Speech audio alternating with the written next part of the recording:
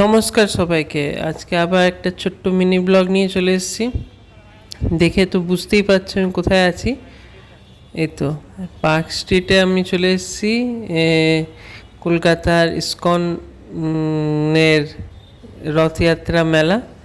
তো চলো আজকে এখানটা দেখাবো। এটা তো জানি পার্ক স্ট্রিটের ঠিক উল্টো দিক দিয়ে তোমাদের একটু হাঁটতে হবে, 5 থেকে 7 মিনিটের মতো হাঁটতে হবে।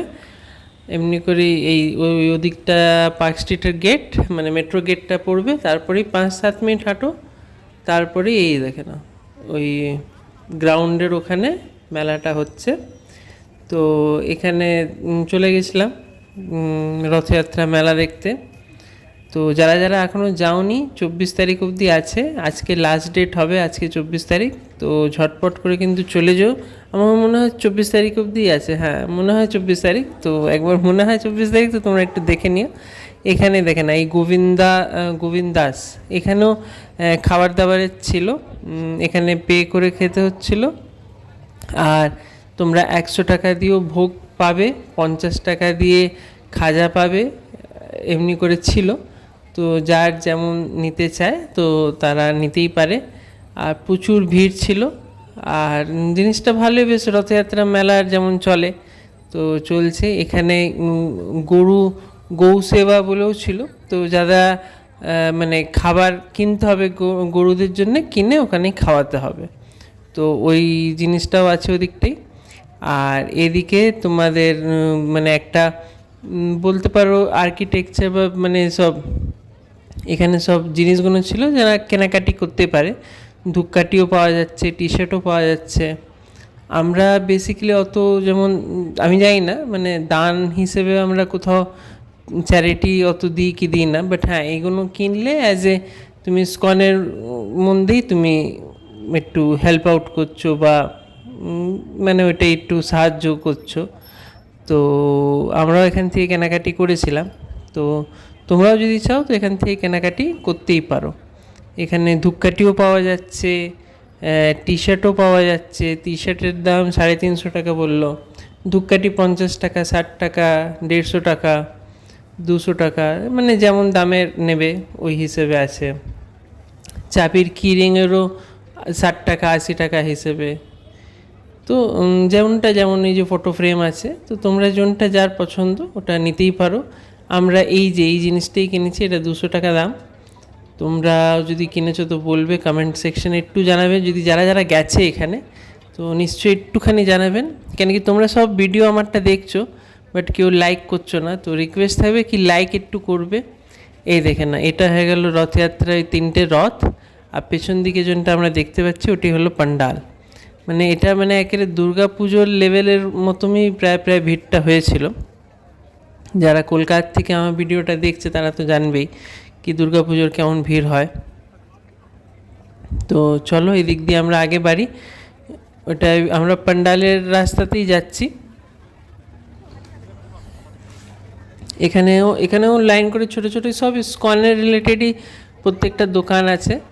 আর দেখতেই পাচ্ছ এদিকে এরা বসে ওই বই বিক্রি করছে স্কনের এন্ড থেকে।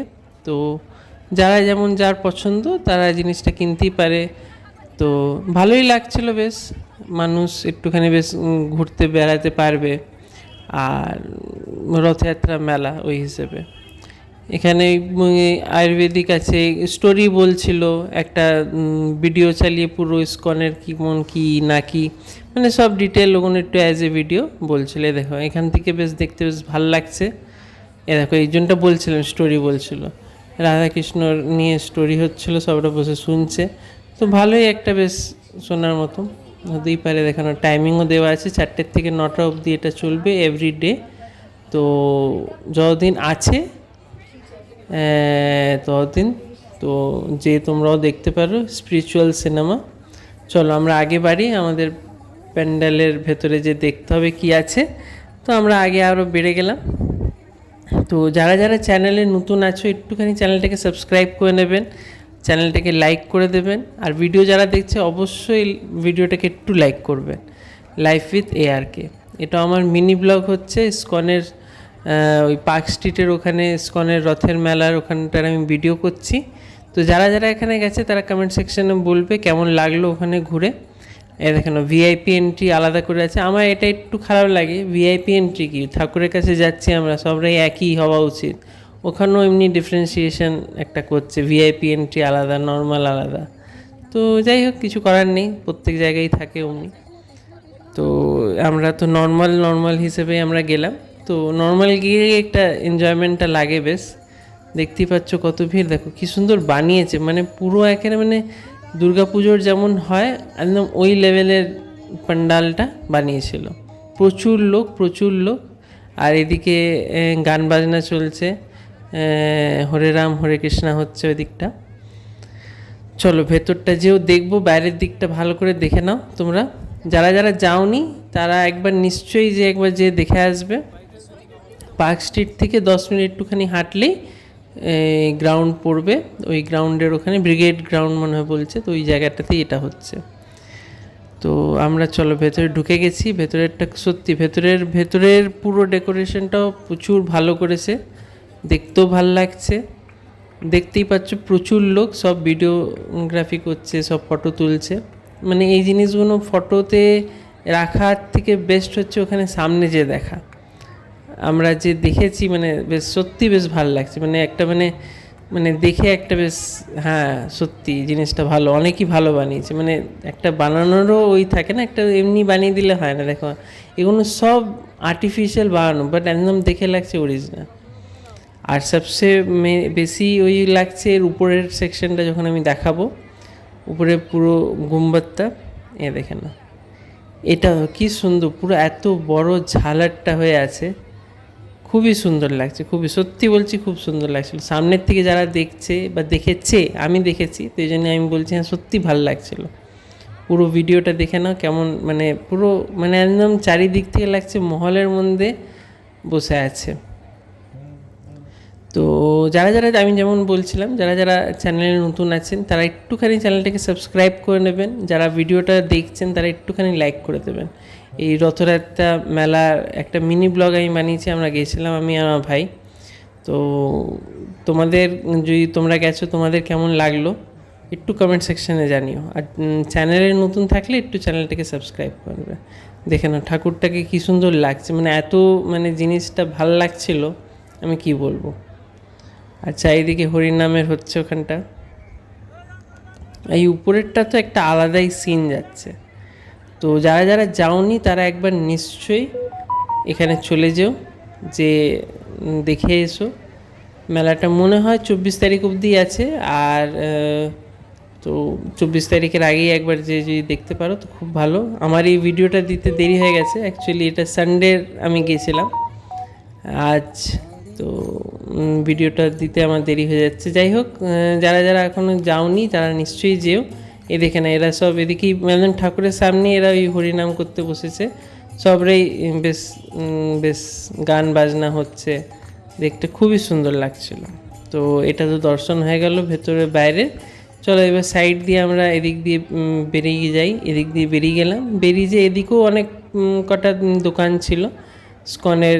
যারা মায়াপুরও যেতে চাইছো, মায়াপুরেরও নিয়ে মানে কি করে যেতে হবে, কত কি টাকা পয়সা ওখানে থাকার, ওইটার আমি এই ভিডিওটার ডিসক্রিপশন বক্সে ওটা মেনশন থাকবে, তো ওখান থেকে তুমি ডিটেল নিয়ে নিতে পারো। তাছাড়া এই যে এখানেও এরা বসেছিল, দেখে নাও কলকাতা টু মায়াপুর বাই কার যেতে চাও বা বাই বাস, সব ডিটেল আছে। তো এনারই আমি পুরো ডিটেলটা দিয়ে দেবো। নিশ্চয়ই তোমরা যদি যেতে চাও তো যেতে পারো, যে ওখানে থেকে ওখানেও বেশ ভালো। আমার কোনো দিন যাওয়া হয়নি, আমারও ইচ্ছা আছে যাবার, তো যাবো তো ঠিকই কোনো একদিন। চলো এই যে এই নম্বরটা তোমরা লিখে নিতে পারো স্ক্রিনশট নিয়ে। চলো আগে বাড়ি। এখানে ভোগও দিচ্ছিলো, যেমন আগে আমি বললাম, টাকা দিয়েও তুমি ভোগ পাবে। 100 টাকা দিয়ে খিচুড়ি আর আলুর দম দেবে, 50 টাকা দিয়ে খাজা দিচ্ছে, আরও 50 টাকা দিয়ে লাড্ডুও দিচ্ছে, 4 পিস লাড্ডু 4 পিস খাজা, 50 টাকা ইচ। তো যদি ওটাও নিতে চাও তো নিতেই পারো। আমরা খাজা নিয়েছিলাম, ভালোই আছে, কোনো অসুবিধা নেই, ভালোই আছে।